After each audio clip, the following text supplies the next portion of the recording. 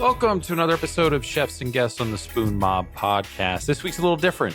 Normally we have chefs, restaurant owners, sommeliers on the podcast, but this week I'm actually joined by a chocolatier. Her name is Carolina Quijano, and she's the owner and founder and also the main head chocolatier at Exquisito Chocolates down in Miami, Florida. They're actually in the little Havana neighborhood of Miami. They have a retail shop up front, and then they do tours, or at least they did when COVID wasn't a thing, and they'll eventually get back to it. They do tours of their kind of production facility. So it's really cool. You can check them out online. They got a website, Exquisito Chocolates. Follow them on Instagram too as well, Exquisito Chocolates there. I first learned about them. I went down a weird rabbit hole, bean to bar chocolate, dandelion chocolate out in California, and was ordering stuff from there, from Exquisito, from places up in Canada that were award-winning places too as well. And it was part of the pandemic. You know, we all kind of got into either wine or champagne or beer. A lot of people did bread making. I started ordering food, which was pretty much my pandemic, ordering food and drinking lots of wine and champagne when we were in the lockdown stages. That's how I kind of first learned about her. There's also an eater video on their YouTube channel.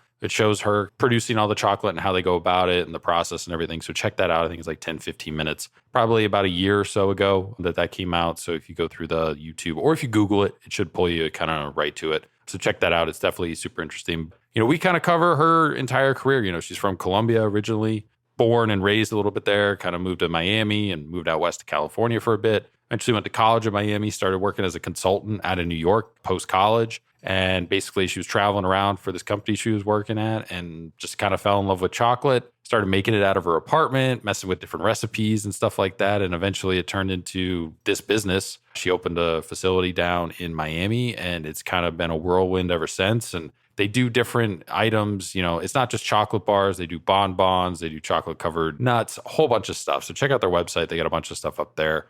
Basically, she wound up building this business and they do gift baskets for like really big ritzy hotels and stuff. And you can find her products around Miami and stuff. And they do a bunch of shipping. She won a bunch of awards for it. They're actually going to be in New York for this market thing, this like kind of holiday market that they do in New York City. So they're going to be there. She kind of gets into that and her relationship with all that too as well. So super interesting. It's an awesome conversation. It's a little bit different, kind of still in the similar format, but just a little bit different aspect of kind of the food industry and everything. So I can't recommend their stuff enough. I've had it. I love it. I mean, probably my favorites are either there's like a cookies and dream one that she does. And then there's also a like white chocolate one. Those are, I would highly recommend. You know, they do everything from different percentages. So there's 35% all the way up to like 70 some percent. They were doing at one point, they had like the 100%, which is like super bitter. That's not for me. I'm more in kind of the 35 to 60 range. It's kind of the 35 to like 62. But they get it in the 70s, I think like 73%, and even in the 80s, 85, 86, somewhere in there. And there was like a 90 or 92.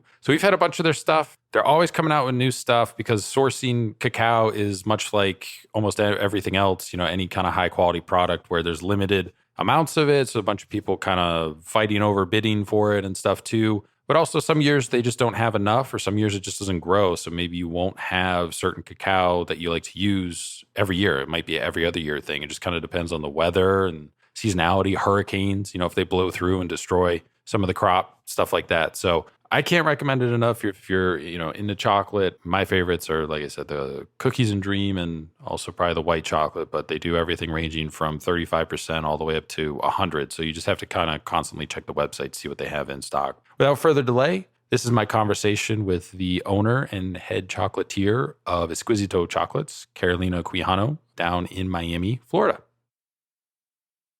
Thanks again for coming on. You are the first chocolatier that we've had on the podcast. So I'm super excited just to kind of get people to listen to this, and going to be a little bit different than some of our other episodes with chefs and sommeliers. I first found out about you and everything that you're doing. It was during COVID. I started on just kind of this bean to bar lane of dandelion chocolate. And there's places in Canada and stuff, and we would get them shipped to the house here. And I was just going through like a chocolate bar phase. Ordered a bunch of stuff from you guys, and I think probably still my favorite is either the cookies and dream or the white chocolate one. It's one of those two. I could eat like 3 of those in a row if I have them laying around. And you guys are constantly coming out with different bars and sourcing from different places, and it's all really like well done and really flavorful and awesome to just taste different notes, different fruits and nuts. And I want to get to all that stuff too, but I like to start with everybody at kind of the beginning. I mean, I know some of your story. You were first born in Miami, but grew up in Colombia, right? First off, thanks for having me. Really appreciate the chat and the invite. But yeah, I'm not from anywhere is what I always tell people, because I grew up all over the place. I was born in Miami, but I didn't return to Miami until I was an adult. And I grew up in Colombia on the coast up until I was around 12. In between and after, have lived in California. I've lived in Arizona. I lived in Orlando for a while, and I came back to Miami for undergrad, and then left to New York to work and to go to grad school, and wound up back in Miami, in my 30s to open this up. So I can't relate. I don't have a street address I grew up on or anything like that. And, but I've kind of taken a little piece of everything that I've experienced and kind of helped in my formation. So I'm from a little bit all over. I didn't know you moved around to some of those places. What was the reason? Was it just your parents and job? Yeah, it was parents. Parents worked in civil engineering, building like light rails. And a lot of times you start up on those projects, and prior to them even breaking ground, and if they don't get approved, like we had a case in Orlando where they never approved the train, and it was like, all right, time to pack up and leave. So it was once it gets built out, then that's it. There's no more need for the job to be there. So it was a lot of that. When you were living in Colombia, it was Barranquilla, right? Yeah, in Barranquilla. It's on the coast, and it is the birthplace of Shakira, who put us on the map. So that's our biggest claim to fame. During like the late 80s, early 90s, I mean, you guys are pretty far away from like Bogota, Medellin, and anything. Did any of that stuff with like Escobar and everything like overlap, or were you guys kind of off in your own? It was a little different just because of geographically like where it's located. So the vibe was a little bit different, and how it affected was a bit different. There were moments when it was something that could, be an issue, but, and then also in terms of like just traveling to certain places around there could be an issue, but not in the city itself. Obviously, everyone knew people that were affected by it. A lot of my family is from Medellin, so we're pretty much the only ones who lived on the coast, and everybody else was on the inside of the country. Yeah, I mean, not so much on a direct level like it was in other cities. What was it like growing up on the coast of the Caribbean? Colombia is really interesting. We rewatched one of the Anthony Bourdain episodes not too long ago. It has all the different kind of climates. Like you have the oceanfront climate, the mountains and the altitude. You have the jungle. Was it kind of surreal just growing up on like the Caribbean?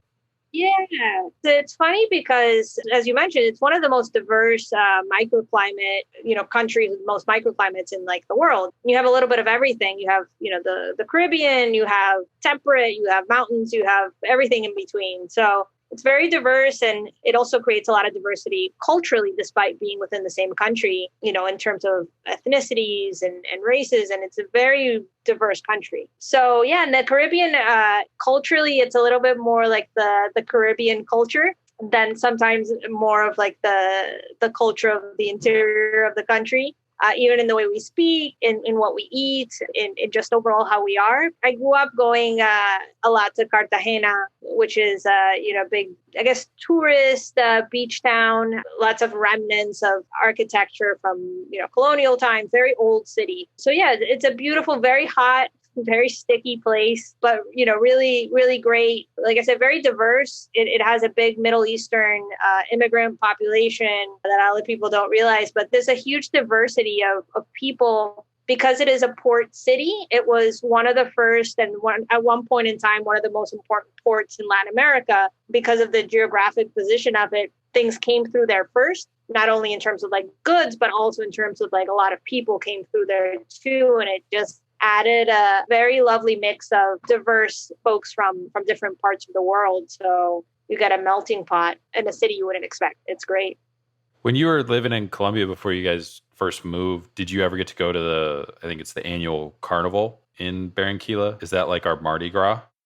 It is. It's funny because it's not one of those things you necessarily take kids because it's a lot of hoopla, and it's a lot of like, people don't realize if you don't live in that part of the country, like the city basically shuts down for like a good week, where it's like, we're just going to party for like a week. So the thing is, if you live there, I don't know how it is for people in New Orleans, but if you live there, it's kind of like, okay, we're leaving the city for a week, because it becomes, the influx of people from all over becomes a little overwhelming, and it just becomes a little too much. So when I was a kid, it was the time to get away from the city and take a week off. Of course, you would have vacation, because of course you would have vacation during Carnival season as a kid. But I actually enjoyed it coming back as an adult. So I was able to go a few times once I was older and go with my friends and everything. And it's definitely like, everyone always thinks of Carnival like in Brazil, but the Carnival in Barranquilla, it's very folkloric. It's definitely something worth experiencing. It's beautiful. It's like never ending. Every day is like a new theme, of dance, of outfits, of everything. And it's very musical and very folkloric. So it's a beautiful experience for sure. How did you wind up settling on the University of Miami? So I had been to Miami throughout my childhood, and then, through coming in older. And I like the vibe of the city. For Latin immigrants, it's one of the biggest pockets, very diverse, one of the first landing spots that a lot of Latin American families come through, because of the geography, because of the language, because of the familiarity. So it was something that I really loved, how diverse it was. And when I went to apply to colleges, it was one of my top choices. And they actually, I got a scholarship to go. So it was like, made all the sense in the world to come over here. Now, you were there like early 2000s or so, somewhere in there, probably, right? Yeah, 2003 to 2000. Yeah, I graduated in 2007. During that time, like, I think that was kind of probably the end of them being like this big football program and party school. Was it still like that though when you were there? Yeah, the football program, the legacy continued, but I do recall that it was on the opposite spectrum of that. I think they had also invested a lot by that point, into trying to become more of like an academically focused like institution, and trying to be more of growing out that part of it, not just being the old suntan youth that they were in the 90s. How did the management job in New York City come about? So obviously you go through college, you graduated. Did you get linked up through an advisor? Was it like it started off an internship? How'd you wind up there? After I graduated from college here, I worked in HR beforehand. I actually was trying to go for my PhD. I wanted to do my PhD in organizational psychology. I was very set on that. So I took a year rather than go straight into it from undergrad. I decided to work to kind of get some hands-on experience. And I knew that was going to be like a 7+ year journey. And so initially I was supposed to go that route. Ended up deciding to go actually for my master's in New York in organizational psychology, and try to do more of like a practitioner model. So while I went to grad school in '08, which, as you know, was a rough time. Jobs were quite scarce. We had people in the program that they had job offers from the year prior and they were being pulled. So it was a bit of a scary time. Consulting was sort of the top choice for that type of program and what they were setting up in terms of your education and your practical experience within it. So I was able to, we had a few folks in the program who were already working in consulting at the firm that I was at. I went through their rigorous interview process, and I actually started off first interning with them during grad school. And then once I graduated, I went on full time with them. Like I said, it was a really rough time where they made you very much aware of how lucky you were to be employed. Let's put it that way. And they had you traveling around to a bunch of places, right? Because I think the story goes that it was like 2011, you wind up on like a business trip to Paris. And that was kind of your first experience with really, really good chocolate. Yeah, I used to travel, like we discussed, the shared small town experience everywhere from, middle of Ohio to small town Texas, where massive companies that you'd never expect exist and, not too far away from the cow ranches. One of the things that was a big advantage for me being fully bilingual, it was something that not a lot of people had at the company. And so it set me apart into being able to help out with Latin American clients. And I was able to go everywhere from Uruguay to Spain to pretty much a lot through Latin America as a result of that. On one of the trips, they had sent me to visit clients in Spain and then in the UK. And I was on maybe like a 4 or 5 month living out of a suitcase, just rolling into different time zones situation. And I decided I needed just the weekend. So I took just a train out to Paris and just to kind of de-stress, and was walking through the city, and I just stumbled onto this like nondescript little farmer's market, just, a weekend thing of artisans and bakers and things like that. And I came upon a little stand that was selling hot chocolate, and no name, nothing fancy. But what struck me, I was like instantly enamored by this hot chocolate, which was very simply made. But what struck me as amazing was its simplicity was so fantastic. And that was due to the fact of it being made with real ingredients and like real chocolate versus kind of like the cocoa eats stuff that maybe we consume on a regular basis over here. Although we don't drink hot chocolate in Barranquilla with the hot weather, it reminded me a lot of hot chocolate, like Colombian hot chocolate, of it being really about the chocolate as like a vehicle for the beverage. And I was just absolutely like transfixed on this idea of how great it was and how much I wanted to, never having thought I would go into the food business, of just really wanting to replicate that and bring something like that over here in the States. That was like the defining moment. And after that, I was obsessed, on the plane ride back, just jotting down everything I could. And it just kind of initiated everything for me. You spent a couple years trying to like recreate it, right? Yeah, a lot of folks don't realize chocolate is a very complicated ingredient to work with. I've always said that the path to making great chocolate starts with making a lot of shitty chocolate first. And there was a lot of that. It wasn't as simple as like, oh yeah, I'll just melt some chocolate and just put it into something and then it just sets and it's cool. There's a lot of science and a lot of chemistry behind it and before it actually works. So yeah, I tinkered around with it for a while when I'd come back from work, purchased pretty much every chocolate bar brand that I could to start tasting things and seeing different things. And I had a little chocolate melter from Michael's that you just plug into the wall and it melts the chocolate for you. And that was like where it started. That lasted with me up until opening up here, until I burned a hole through it at an event. But it actually went quite far in its uses. But it's just like tinkering around. What happens if I add this? What happens if I, modify this? So it was like going through grad school again, but very humbling because it was quite difficult to learn. It's way more difficult of an ingredient to work with than I thought at the time.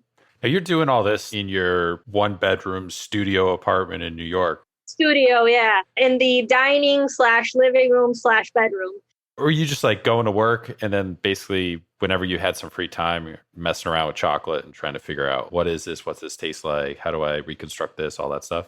Well, I was still traveling quite a bit. So it was a combo of like, I've always been very analytical in nature. And so reading as much as I could about the science of it and just like the processing and manufacturing, like that was something that was like a part of that educational period of just trying to get my hands on as much knowledge that I could. And then also either on the weekends when I was back in my place or during the weekdays that I was there, just afterwards staying up late and then just using my little mini mill to combine a bunch of things, realizing you can't just throw alcohol into chocolate because it becomes like cement, and basically just ruining a lot of chocolate in the process until I figured out what worked and what didn't. What eventually gave you the courage to quit your job and move back to Miami? So the plan was never to quit my job, to be honest. In true Colombian fashion, I was looking at this to be more of a side hustle. And I was trying to find initially why I ended up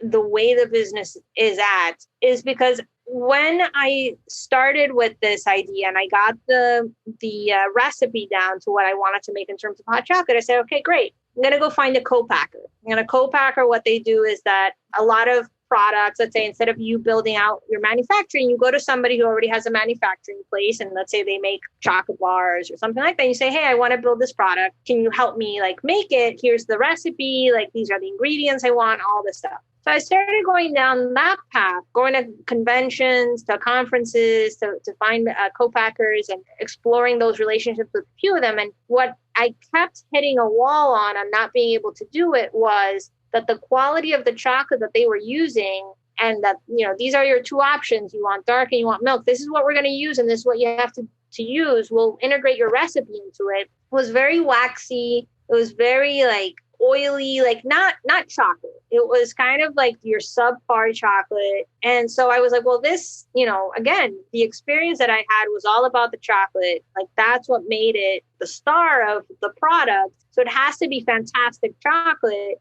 And then, you know, integrating like the recipe that I wanted. But that was like a key ingredient. If we had really bad chocolate, then the product was not going to be good. So once I hit that wall, I was like, well, I think that the only way that I can do this is if I actually go into manufacturing on my own, naively thinking that this is going to be easy. And, you know, again, like when you're especially younger, you're like, it's going to be an easy transition. And when you're analytical and you're a consultant, you're like, well, these are the steps I have to do. And then it just naturally is just going to follow.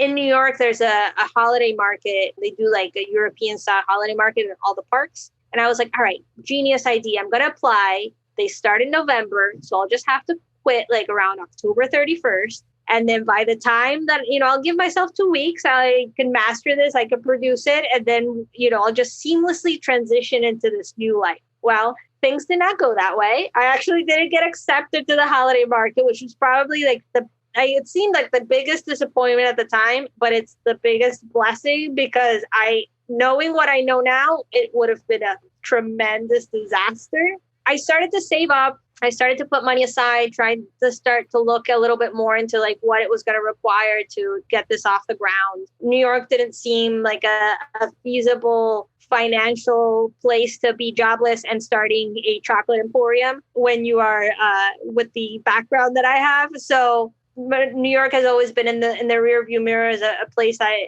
absolutely love. You know, from everywhere I've lived, Miami and New York always feels like home. Miami, I had family here, and it seemed like something that I could start up in a more economical way and take advantage of the diversity that's here and the growing food scene that's happening here. So at some point I said, you know, it's a lot easier to do this, to leave behind when it's just me and me taking care of myself versus later on in life, that it's a little harder to take those risks when you have a mortgage, you have kids, you have everything. So it was one of those things where I said, okay, I can do this. I'll give it 2 years to see if I could produce it, if I could grow it, if people even want to buy it. And then if it doesn't work out, then I'll just go back to doing what I know how to do. And if it does work, then fantastic. And so that will be a great thing. So really, it wasn't as simple as like, okay, I'm just going to quit my job. It was a lot of like, you know, a lot of roadblocks and then realizing, you know, it wasn't how I wanted it to be, but eventually it kind of landed me at the place that I'm at. How long did it take to find like a suitable spot to set up your operation? It took a while. Once I moved back, I had a bit of a roadblock because I had a sibling who got sick. And so that kind of took over from what I was initially doing and kind of had to tend to that. But it was about another year before I was able to formally set up. And I got, in true consulting fashion, just tried to find what made the most sense financially. I found this tiny little warehouse that I converted into like a commercial kitchen with like just the basics that I needed to function by code and everything. And it was this tiny little space. It was like an office and we were making chocolate out of there until it got to the point where I had sheet pans over my head and it became a little too tight in there. For chocolate manufacturing, you need so much space because cacao takes up so much space. It's a volume product. Eventually, I outgrew that through wholesale and started to contemplate, you know, building out a production facility, but that also had a retail component to it. And that's how I landed at the space that I'm at, which was a year after that. It was an interesting journey. It's not like having an office where it's the aesthetics and things like that. It's a whole nother world in terms of building out a production facility for food and all that stuff. So it's been a learning experience, to say the least, and it's been an interesting little path. How did you settle on the name? So it's interesting because I wanted something that reflected my heritage, something that was very much Latin, especially because of where the cacao was coming from, but also because of my own heritage. So in Spanish, exquisito it's not like exquisite. Exquisito is like the highest compliment, that if you're eating something and someone says that is like the mecca of like compliments. I don't even think there's an equivalent to it in English, but it is like the word I think that most captures that something is amazing. That's where the idea for that came into integrating like something I thought was just, really good, but also that reflected, my own cultural history and background. How did all like the cacao sourcing partnerships come together? So you realized that co-packing is not the way to go. You got to do it yourself. How did you start finding like these different farmers? Did you do a bunch of research online? Did you just physically kind of explore the country? How did all that kind of come together? Yeah, so it's funny because it's evolved since I've been in business. I remember when I first started, it was really difficult to find folks because a lot of times people are not maybe connected in traditional ways of like websites and Facebook and Instagram and all that stuff. And so it was a little bit of a trek at first in terms of finding people online and just reaching out. So for maybe, every 10 that I was able to email out and be like, hey, let me buy some cocoa to see if I'm interested or not. Get maybe one back because it just, the infrastructure was not there. Since then, it's changed. Being in Miami, it's been an interesting, because of where we are geographically, we get people constantly who show up at our door with cocoa samples. Like, I cannot tell you, people who are on vacation, who they themselves grow cocoa in Latin America, or that they have a cousin who has a brother who has a friend. I'm telling you, the amount of cocoa I've had dropped off here, it's fantastic, and people will tell you the story of it and things like that. So it's been a mix. Now, in the last few years, even through like people have gotten very savvy with social media, where people have found us through Instagram, been like, hey, are you interested in trying out our cacao? So, and being someone who's bilingual has helped a lot because sometimes, it's just a Spanish conversation. But it's been a mix of, there's some great folks in the industry. Most people don't realize majority of cocoa or chocolate we eat comes from cocoa that's traded on the stock market. It's a commodity. That's kind of like the bulk of it. There's a few players in the market that are doing some great work. Like there's Uncommon Cacao as an example. They're a fantastic company. And what they do is that they basically will seek out different cocoa farms or co-ops or families or what have you that have cocoa. And they vet it in terms of quality, in terms of sustainability, in terms of making sure that it follows all the guidelines of, what we do, but also what other chocolate makers do. And since we are not Hershey's and we don't buy containers upon containers of origins, what they've been able to set up is a system where they'll pool together, let's say 50 chocolate makers. And then for the year, they know we're going to buy X amount of cocoa. And so they're able to help us with the logistics of bringing it over to the States and also connecting us to different origins that are really fantastic. So that's one example of ways that we've been able to find people. Others have been just literally dropping on our doorstep here with the Latin American connection. And then other times I think with the advent of social media just being everywhere, a lot of connections through that. It's interesting. In a few of the origins that I've been at, there's no electricity and there's no Wi-Fi, but yet everybody has this. And it's always fascinating. I'm like, there's no electricity. And then suddenly I'm like, I turn around and I just see like a phone coming at me. And then the next night I'm on somebody's Instagram, with one of the farmers like Instagram. So I think what's cool is that even with the evolution of technology and the access of technology, even in remote locations, this has been a huge aid in becoming more connected. And not only that, where at the beginning it was very scarce. Now, I communicate through WhatsApp with some of our origin farmers, and they either update me on what's going on, or they have something new, or what have you. So that has been a great tool to find people, to continue in contact with people that we work with, and overall, connecting. So I like to go out before we start working. The path is, there's a lot of cocoa that gets dropped off. 90% of it is not great. It's not up to like the standards that we have. And then once it kind of passes, I guess what you call the smell test, we'll test it out in one of our mini machines to see how it tastes. If it's, something we like, if it's unique, if it's different than maybe something we have. And then once it gets up to that level, I like to go out, go learn more about the origin, about what they're doing, their process, also vet to make sure that it abides by our standards, which, in terms of who's working on there, how they have it set up. We don't want to support anything that follows the unfortunate tradition of the cocoa industry over the last 100+ years. So that's usually like the journey. And once that happens, for me, I want to create long-term relationships with them where it's not just a one-time purchase, but we're continuing to build on. And unless they stop producing cocoa, we want to continue buying from them in the long term. So it's one of those things that once we vet and we're cool with one of the new farms, we want to keep working with them, as far as much as we're in existence.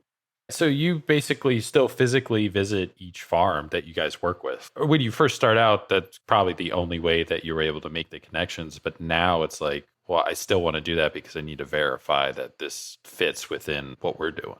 Correct. Yeah, it's been unfortunate because of COVID. Obviously, that stopped. So I haven't been able to do any visits, and I'm not really sure when those will restart, unfortunately. So I try to stay as connected as I can through WhatsApp with the folks we're working with currently. But COVID, with a lot of regards, but in terms of this has thrown a wrench in terms of being able to go out to farm visits.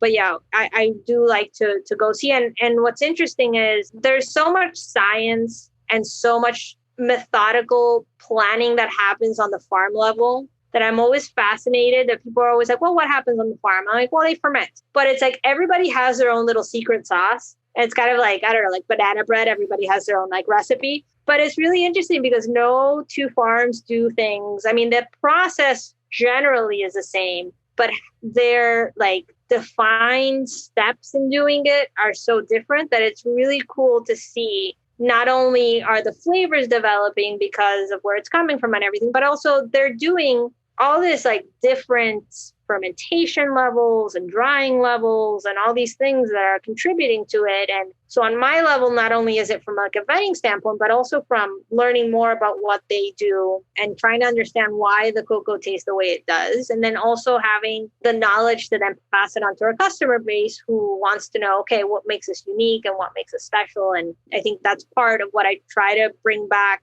is the uniqueness of the origin, to pass along the stories of what they tell me that they would like our customers to know, which I think is important. And I think the other piece that is, I didn't realize like how important it was, but also my cultural background is from a country that has a very strong reaction from people when you say, in terms of prejudice, when you say, oh, I'm Colombian, people always have something that comes to mind, right?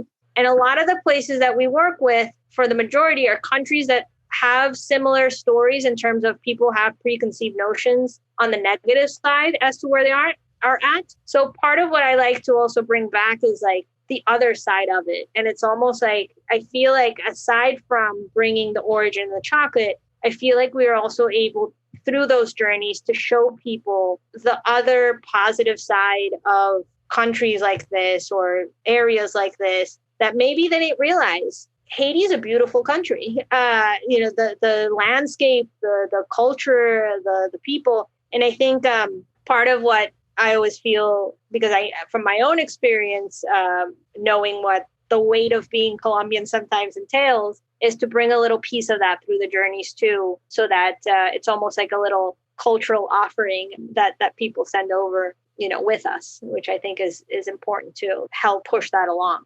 For like Haiti, for instance, because you guys have different, even just sticking within the bar world, you guys have different bars from different parts of Haiti. The easiest way to compare it to is almost like the wine world, where it's like you might have one winery, but they have different vineyards and they break it out by vintage and stuff like that. You kind of do the same for chocolate. Right. I would say even our Colombian. So right now we bring 3 origins from Colombia, but there's 2 of them that come from the same region, and they're vastly different flavors. Like we're making one now that just came back, the origin, the Sierra Nevada, that is, very nutty, and we have one that's grown in the same driving distance from the Aruacos, and that one tastes like raisin. I always ask people, I actually compare more to like apples, because there's so many varieties of apples, and you can always tell people like, oh, what's your favorite apple? And people are like, well, I love Fuji, for this reason. And I don't like green apples because they're too tart or what have you. And then on that same note, I ask people, what does chocolate taste like? And most times people are like, well, chocolate just kind of tastes like chocolate.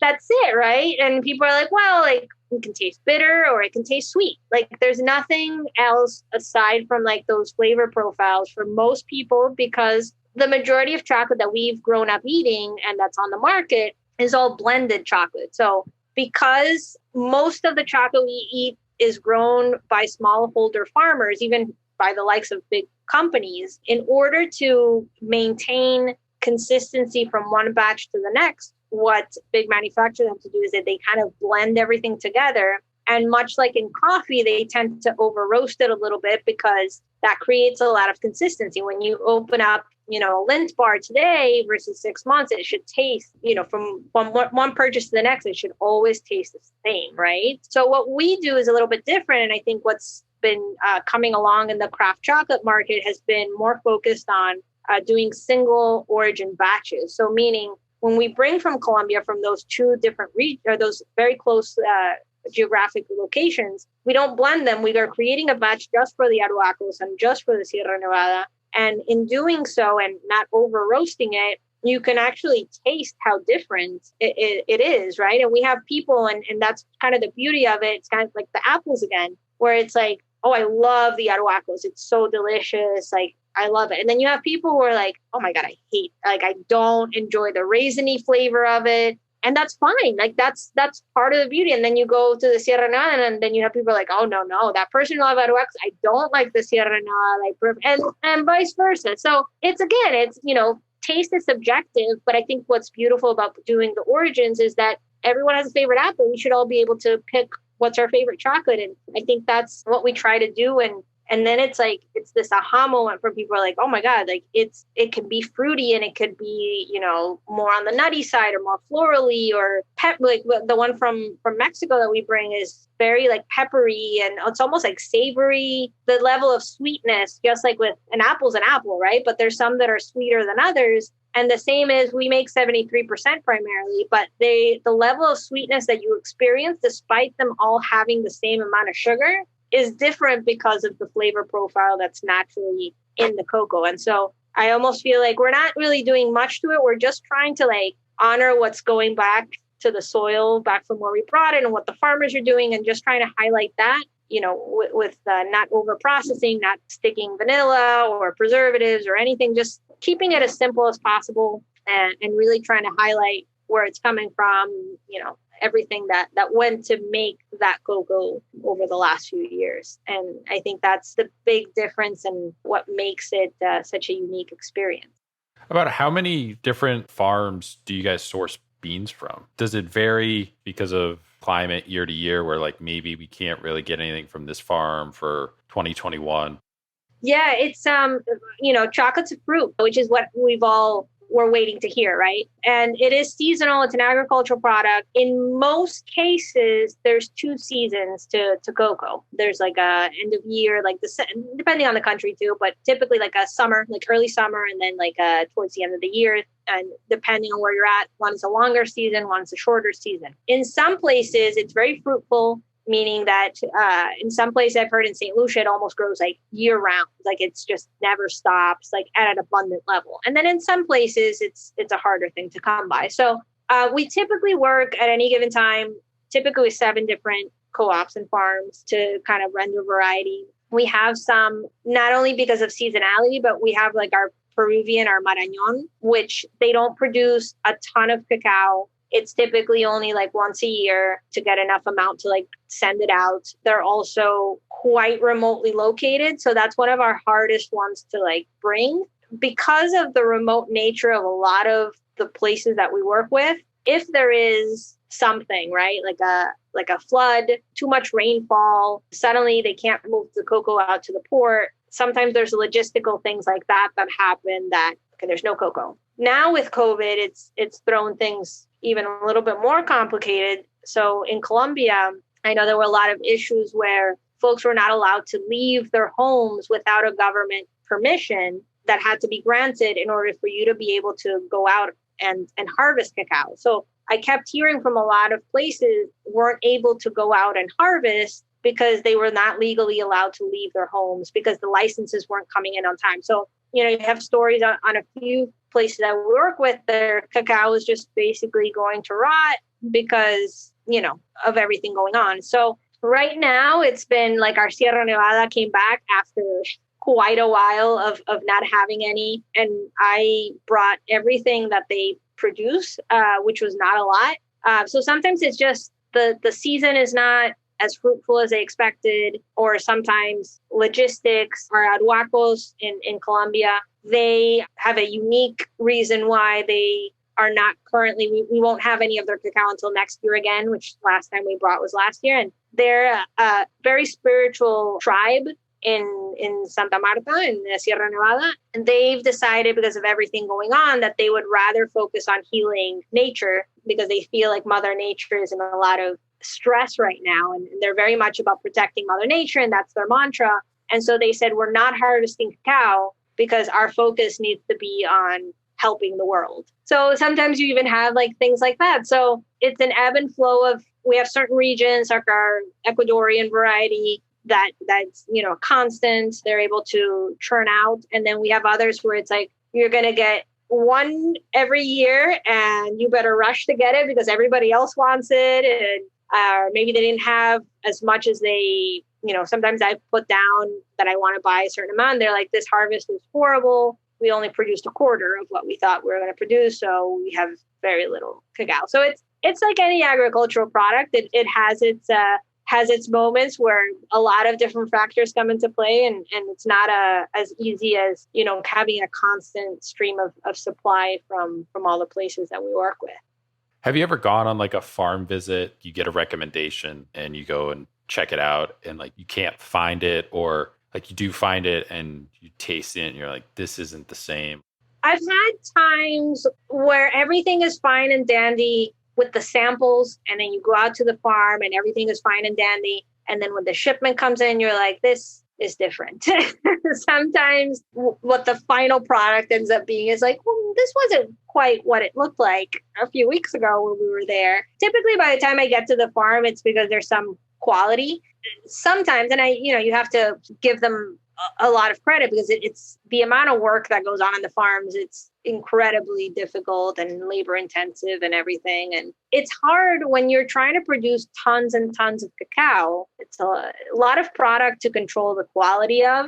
And so if you don't have everything in place, sometimes things go awry and the product suffers. For the most part, it's good because people, you know, one of the things about working in the commodity market versus working with chocolate makers like us or like Dandelion or anybody like that is part of the incentive of the model is to produce a better cocoa product in order to be able to sell on the specialty market, which pays much more than a commodity cocoa. And so they're very much invested in the success, like our success, because it means that they're also successful, right? And they know that the moment the product goes down in quality, we can't keep buying from them because that's part of the deal, right? Like that's part of what we're buying is quality. I think a lot of people, who are in it and trying to cater to the specialty market understand that it's important to maintain that. We started working with a co-op that does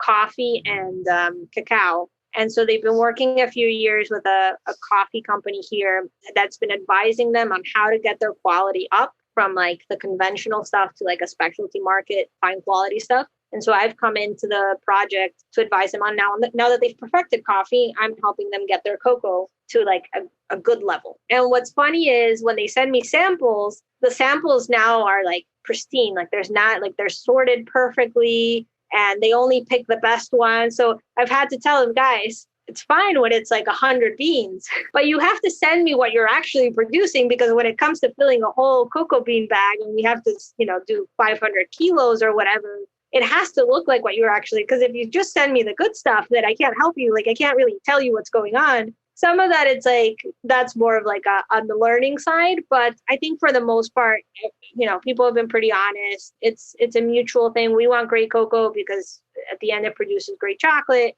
They want to produce a good product because they know that we're paying for the quality and they'd rather go after that than what's been the traditional model of years past. It was like October 2017. You went to something called a Food Innovation Pitch Night.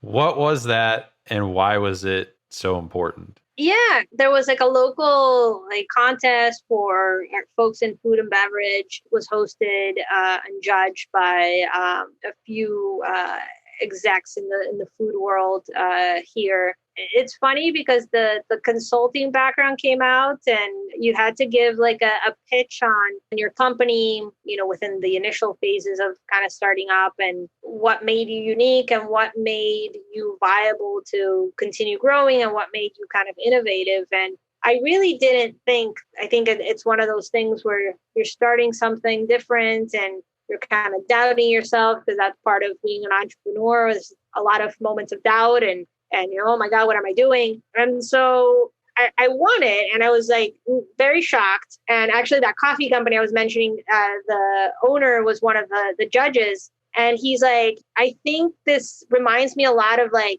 us in the early days. And I think it has a lot of potential to grow. And the feedback that I got from the audience afterward was very encouraging, because sometimes as an entrepreneur, a lot of times as an entrepreneur, you have days where you're like, oh my God, what have I done to myself? And so it was great at a moment where I was trying to like build our current space and a lot of things were going awry.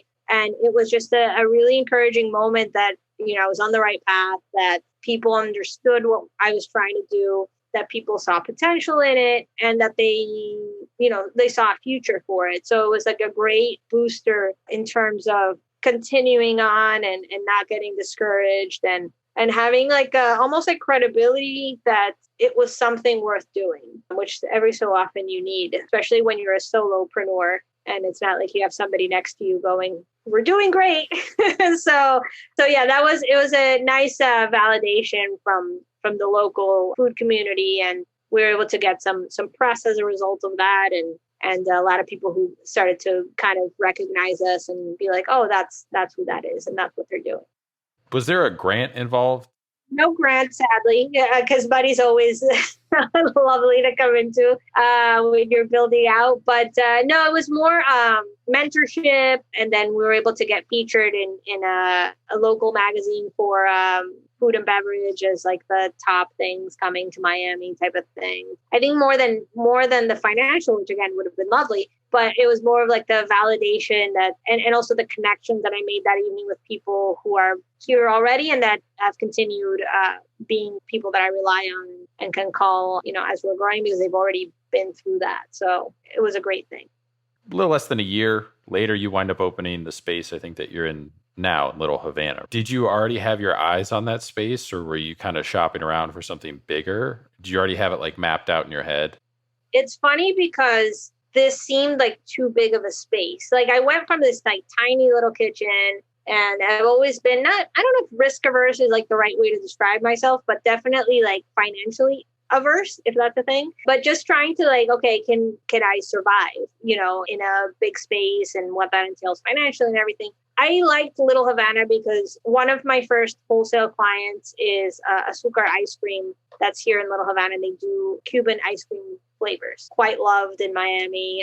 They're now in Dallas, and they've really the owner is great. She's an ex-banker. So like I related a lot to her, just coming as a corporate dropout. But I love the area because it's quite central. It has kind of grown as like a touristy area, but we're centered between downtown to our east. And then we have a little bit more of a traditional like neighborhood on our west. So we're kind of like, I felt like it was the last piece of like central Miami that was still within my budget, but that also left me within some great areas. And the area itself is extremely diverse. It's shuffled. Although it's Little Havana, it's kind of evolved from different Latin American immigrant groups that have taken over. So I love the vibe of it, how Latin diverse it was, but there's also a lot of small kind of crafty businesses that are in the area that are not corporate owned, but rather like me, Azúcar being one of them. And we have a few like really well recognized, like one of the best bars in the world is located here. Their bar, guru is like world recognized. So there's a few little like hidden gems in the neighborhood that I thought was really great. It's funny because Lara, who is the production manager here, when I first opened, she came on a tour with her cousin. And she was like secretly taking pictures. And we laugh a lot at those pictures now because the space looked empty. Like there was so much space. It's not even that big. It's 1,250 square feet. It was just so much space at the time. And there's so many pictures. I have a huge mural on one of the side of the walls and you could see that. And there was not a single thing else. And now we look at it and we're really struggling for space now. So we laugh at those pictures when back then I was like, oh my God, can I afford this? I'm going to have to I tried to find folks who wanted to like split it with me. I'm always concerned about being able to make sure I could pay everything. Yeah.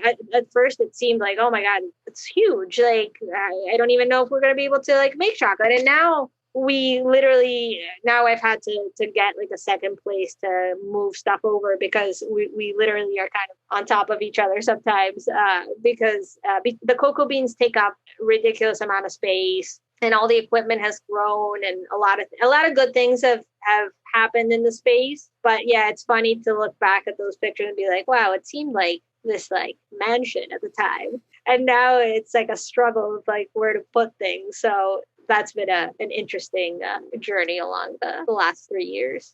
And you guys make like a bunch of different stuff. I mean, you guys do chocolate bars, chocolate covered clusters, there's like brownie points, peanut butter cups, a whole bunch of stuff, hot chocolate mix, teas. Is there a certain order of production that you have to go through with all those different items to make sure that you have like enough chocolate to do them all?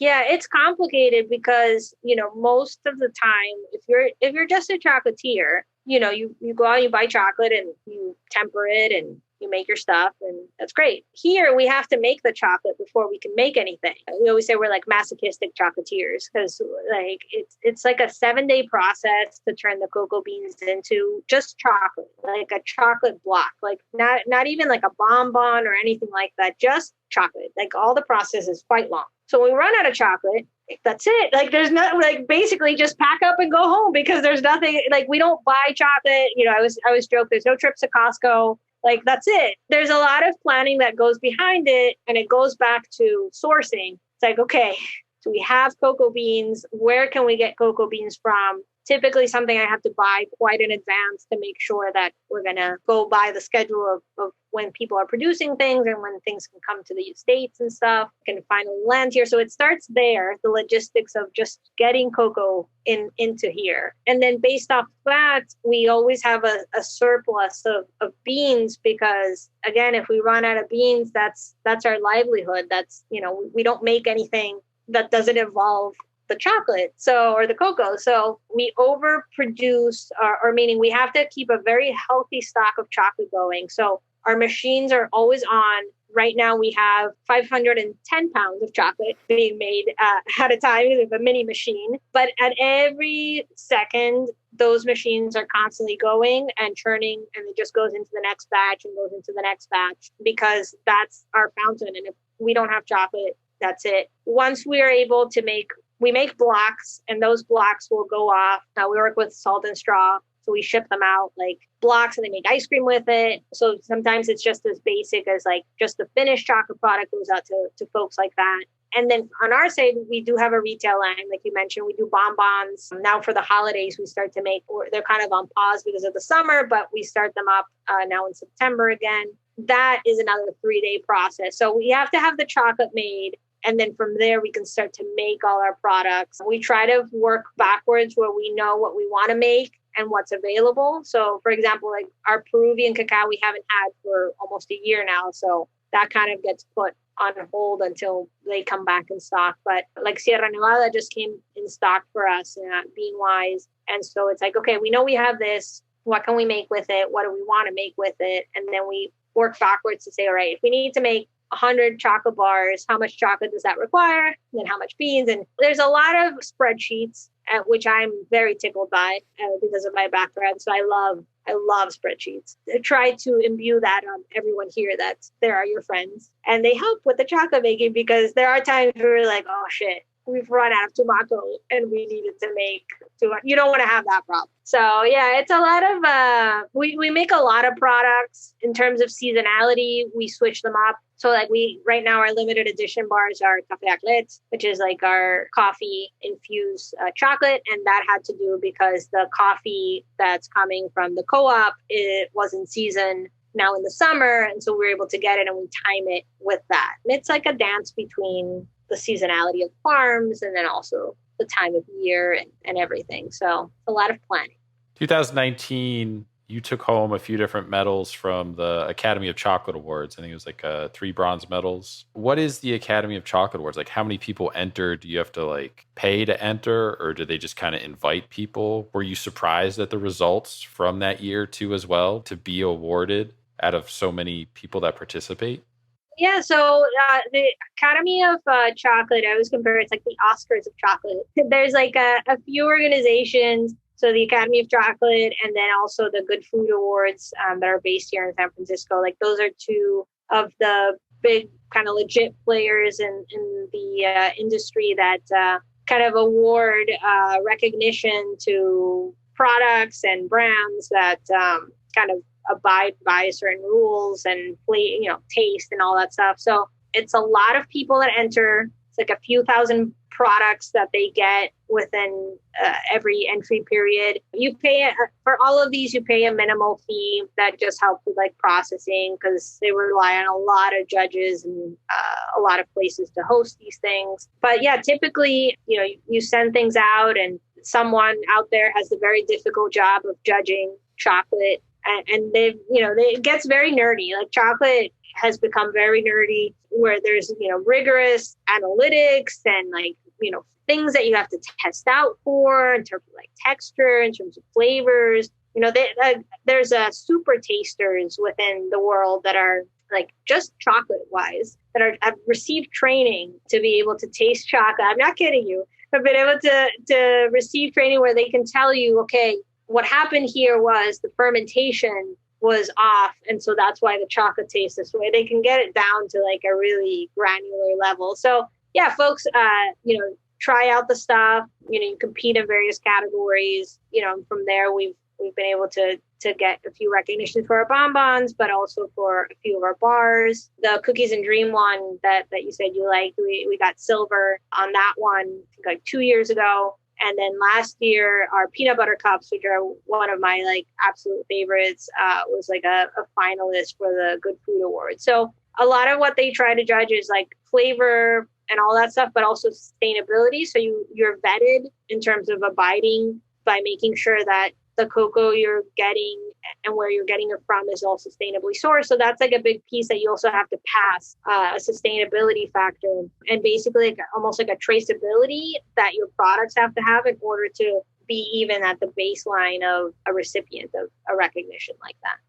How did you find out, like, when they gave you the awards? Like, did you just get an email or a phone call, or was there like some sort of ceremony gala thing? It's typically like a frantic like Facebook post or like Instagram post, and you're like, oh my God, let me see if we're on it. It's typical, like it's held in London typically. In British form, it's like just find it. And so you just kind of like look it up and see if you've made it. That year I did go. They do a very fancy little ceremony out in a very historic hotel in London. And it's very prim and proper. You have to be in your best behavior. And there's lots of chocolate, tons of chocolate, like, because everybody brings their chocolate and you can just like, hard to imagine it now, but that we would all pick up chocolate from one tray together. It's like something that it seems like of the past, but yeah, lots of chocolate and you know, more than the recognition and everything, it's fun because chocolate is a very small world and it's a pretty small industry of like craft makers. So it's always great to like come to these things because you get to meet other people whose products you really love and whose story you really love, and you get to connect. And what's really cool about chocolate is very similar to like craft beer, or at least my relationship with like folks in the craft beer world is it's a very open of like, we're going to help each other out type of thing. It's like, we're better together than we are like individually. And it's fun to like meet these folks and make these connections and be like, oh, you know, you're having this, what do you think about that? And so it's great to meet the other makers and kind of fangirl about other places and people that you really admire. When the pandemic happened, did anything really change for you guys? I mean, I know you said you couldn't go visit the farms in person anymore. Really, it was probably just, all right, we can't do our tours within our facility. You were already doing online sales before then. So did it affect you guys too much?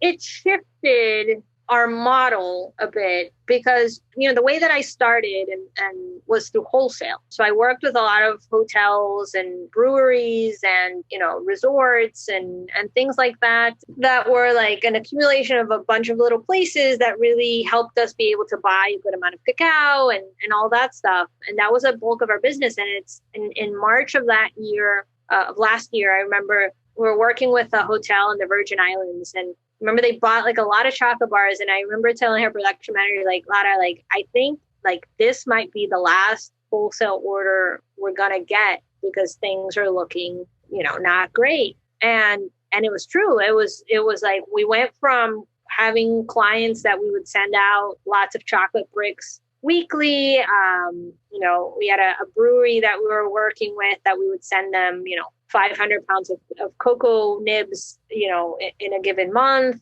to just like silence, you know, because obviously they're being affected by everything. Them being not able to open, no hotel guests, no anything, means then it affected us on that end. So yeah, our wholesale pretty much went away all last year and has just now started to like, and corporate as well, corporate at least on like for events on site type of situation. So like that was pretty quiet. Actually, it's funny because, or not funny, but we had somebody right around March of last year who was hosting a whole conference of Brazilians that were coming to Miami, and we had done all the chocolate catering for them. And the poor guy wound up with like hundreds of pieces of chocolate because no one was able to travel. So he was nice enough. He was like, I'll take it. I'll see what I can do with them, basically. But yeah, I mean, that has now started to come back where it's like people, you know, some of our clients have either recovered financially or they've started to open back up, or, you know, they have enough of a client base where they can start to purchase. But yeah, it's been that piece of it for not just myself, but for other folks that I have, friends in the industry, has been pretty similar on the wholesale side of it being pretty quiet. We were lucky that I had a mixed model, because if we were just relying on that, it'd be a different story. But our tours also shut down. I've gone virtual, so we do a lot of tastings online. I host every so often, like make your own truffles at home, and we send you the kit to make everything, and then I go on Zoom and I don't drink, but other people drink and make truffles, and I teach them how to do it. So we've tried to pivot some of that, but yeah, I mean, our tour experience has been shut down since March of last year, and that was a big part of what brought people in, and you know, people who wanted to learn a little bit more about us and experience it live. So that changed, but then chocolate became one of, like, I mean, I think that's how you discovered us. Chocolate became the biggest indulgence apparently last year, food-wise. It was like the number one food pleasure of folks last year. And so that was great. You know, we're lucky that unlike a food product that has to be consumed on site, our stuff can be sent out. And so we're, you know, really lucky in that sense that we're not bound by our geographic location, and we can We've sent stuff to Korea, to Australia. So the nice thing is we're able to go outside our footprint and actually ship nationwide and find our customer base outside, which has helped us, continue to be in existence. So it's changed and it's grown in some ways and then, diminished in others. And I think that's just part of what's happened over the last 16 months or so.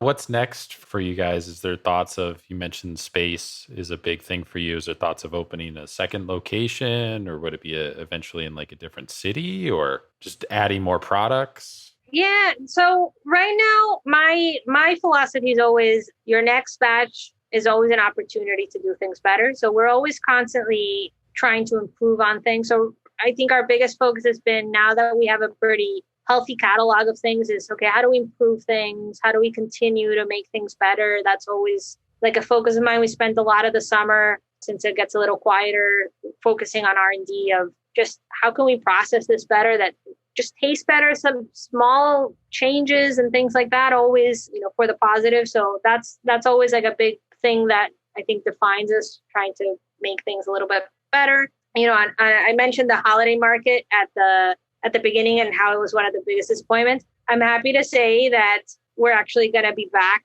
on the holiday. We actually got accepted.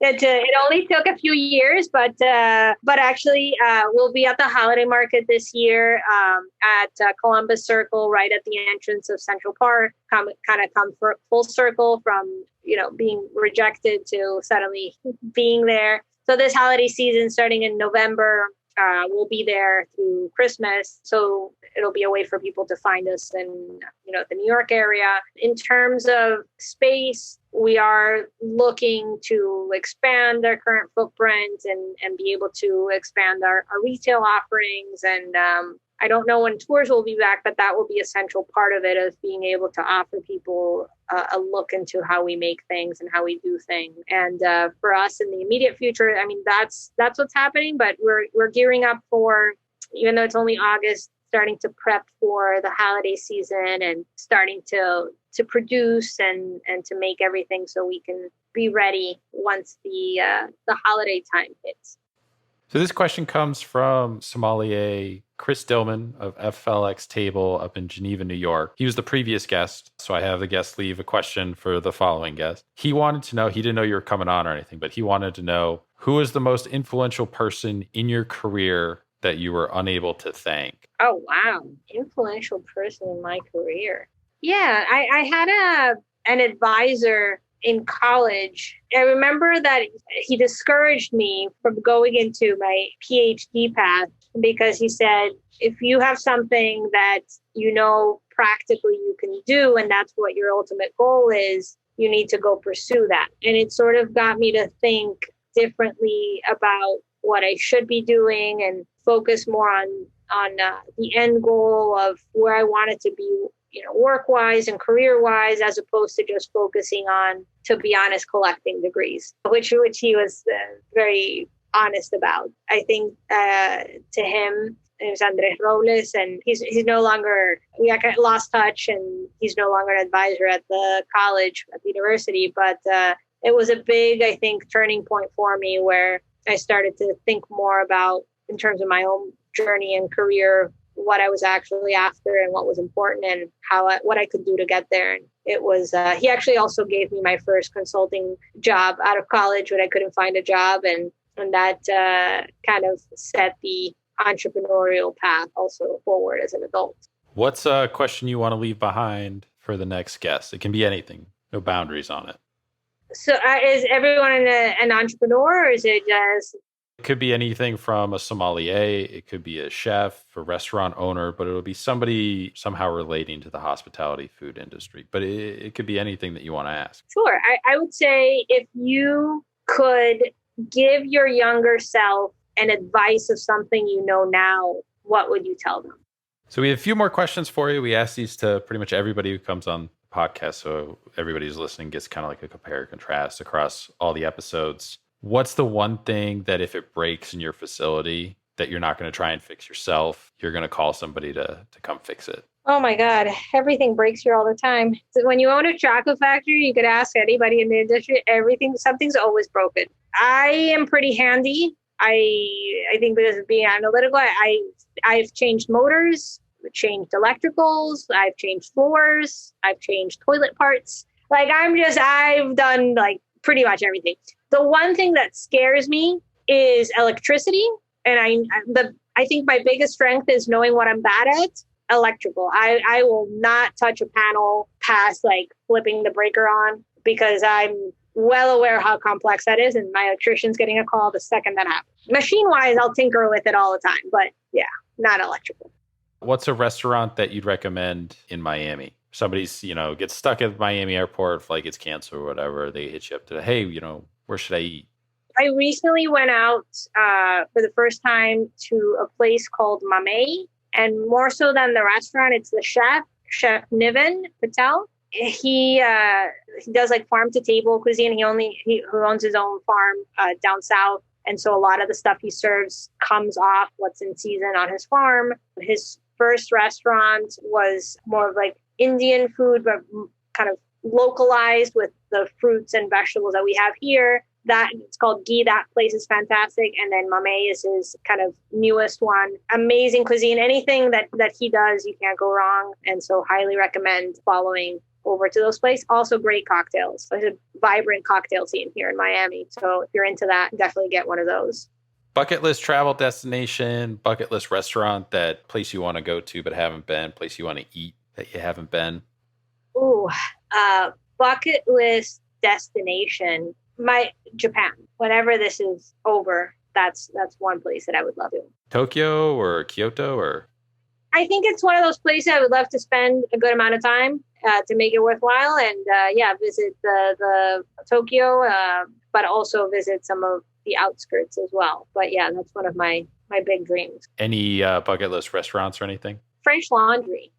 Craziest thing you've seen happen in your facility over the years? Craziest thing. Oh wow, it's like where to start. So we had and actually I'm staring at it right now because we turned it into a magnet to I have in a loving way, we shame each other if anybody drops, because it takes so much time to make chocolate. So if anybody drops chocolate on the floor, we toss it out. But if you've dropped a substantial amount of chocolate, you're getting a picture with it and it's going on the fridge and I've done it too. So I've had pictures of me taken. But one of the first, maybe 2 weeks in, a new holiday worker who ended up being like a permanent person, I was filming her, to get the shot for social media. And she let go of the melanger, which had 100 pounds of chocolate in it at the time. So when you rewatch the video, all you see is the machine fall. And I just screech. And there's 100 pounds of chocolate floating into the kitchen. That was not a fun cleanup experience. And then she was also, it's funny because we've become friends. She was so panicked, she thought I was going to fire her. And so she ran away almost, thinking I was going to, but it ended up being we were very short on chocolate at the time. And it was around, I think November, the time when you every chocolate is necessary. And it was oh my God, finally we have 100 pounds that's coming out of the machine. And it's all every bit of that chocolate went on all over the floor. And it was a nightmare to clean it. And to make matters worse, I was an idiot. And I was oh my God, before it solidifies, let's grab it so we could toss it out. And in my panicked moment, I tried to wash the bowl and I ended up clogging the drain because drains cannot take that much chocolate. And it was just not a fun experience, but one that we can now laugh at. And so we've turned her into a magnet. And so she's on right now on the board here. But that was one of those I tell people, so only one other person has ever dropped that much chocolate on the floor. Please don't be that person. So it's become a cautionary tale. How do you clean up chocolate? Is it easier to just let it solidify and harden and then kind of almost scrape it off the floor? Or is it mop, bucket? 90% of making chocolate is cleaning. The amount of cleaning that has to happen, it's constant. Chocolate and water, it's when you sprinkle water on flour and it becomes gummy, like a paste. The same thing happens with chocolate. So sometimes water, if you add water, it becomes almost like, it almost solidifies and becomes like this, we call it seizes, but it basically like, kind of like the flour example. So we actually, for a kitchen, almost have to like flood it with really hot water in order to like get all the chocolate off it. So it has to be like we actually in Miami, we use something called a Cuban mop, which is basically like a stick with a with a cloth around it, and it's very popular here. But with really hot water, steaming it, we actually have a heat gun, like a massive heat gun from like Home Depot, and we turn that on, and it's the easiest way to like get the chocolate, because once it solidifies, it's really, we scrape it off with like a scraper, but typically we have to like remelt it down with like a heat gun. And that's usually your easiest way to apply heat to it, because it gets on everything. And cocoa stains like crazy too. So even before it gets made, like chocolate just stains everything. And so you constantly, it's like you clean, and then it's like 5 minutes later, it's like, it's there again. It's a constant.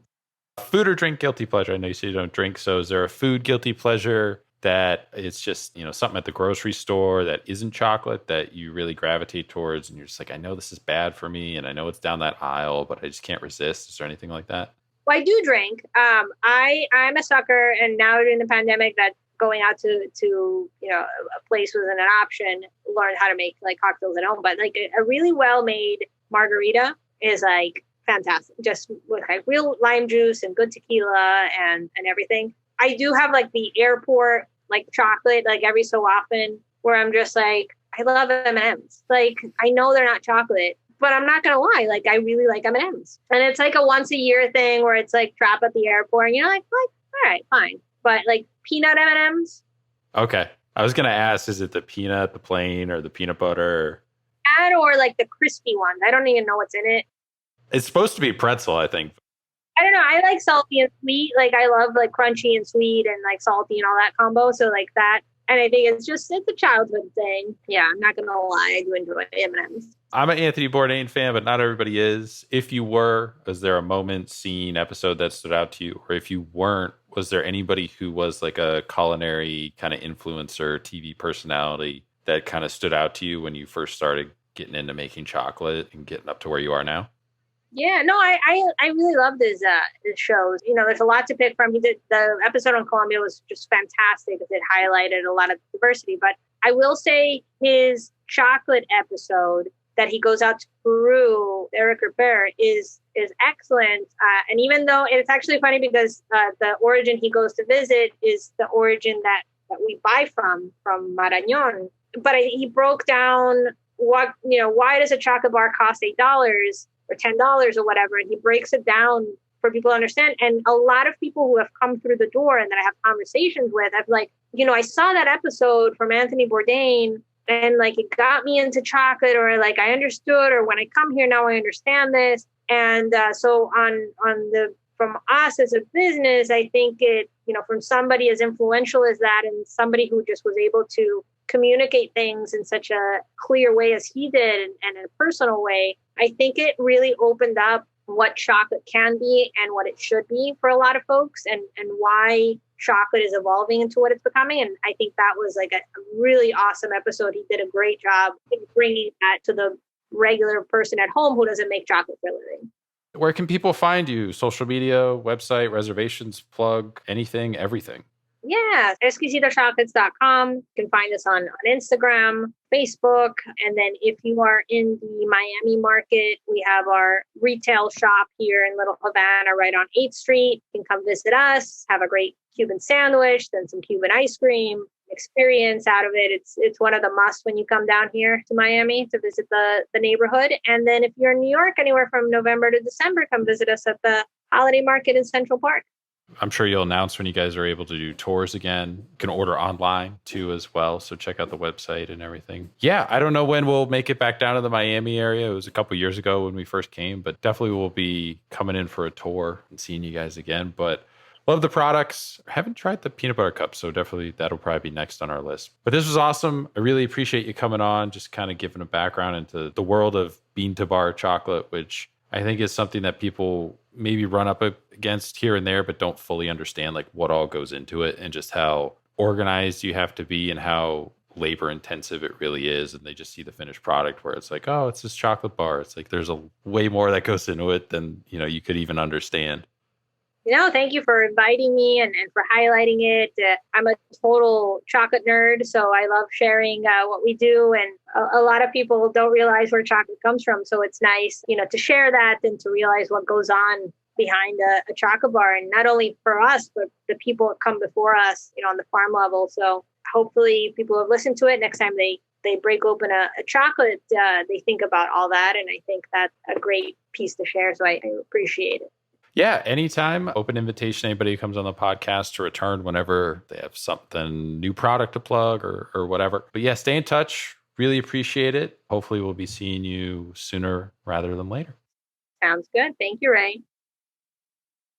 Thanks again to Carolina for coming on the podcast, taking some time out of her morning to come on. So it was awesome conversation. So glad that we were able to finally kind of get it scheduled. She's somebody I wanted to have on the podcast for a while now, just because I really like her stuff. And I think it's an interesting story and just kind of an interesting concept, the whole bean to bar kind of chocolate movement that started, like she mentioned, kind of 2013, 2015 was kind of really when it started to blow up. And, now there's a bunch of different players in the space and everything, but I think she's doing amazing stuff down there and it's amazing products and they can ship them right to your front door. So you don't even have to go down to Miami to try it. But if you are in Miami, definitely check out their spot. They got the retail shop up front, kind of doing tours of the production facility in the back too as well. So follow them on Instagram at Exquisito Chocolates. Also follow us on Instagram at Spoon Mob. We're also on Twitter, Facebook, Spoon Mob 1 on both those sites. Website, spoonmob.com. Feel free to send in questions, comments, feedback through the portal on the website, on the main page there, or you can email us directly, spoonmob@yahoo.com.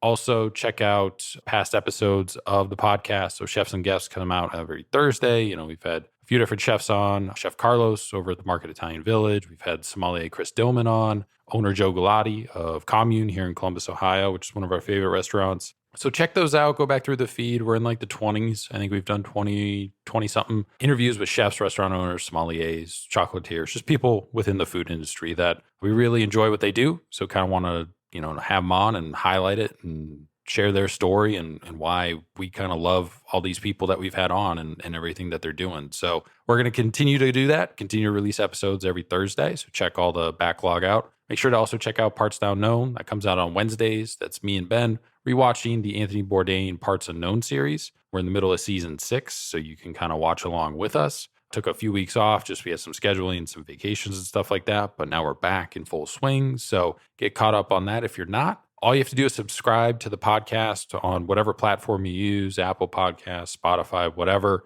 We're on all of them. You don't have to subscribe to multiple feeds or anything like that. It's all under the Spoon Mob feed. So just give us a follow, subscribe on whatever your preferred platform of choice is. That's about it. So appreciate everybody listening, helping spread the word, continue to do so. Thankful to all our listeners and anybody who's new, who's joined us in the last few weeks too as well. Welcome aboard. Hopefully you guys are enjoying everything that we're doing and we're going to keep doing it. And we'll talk to you guys next week.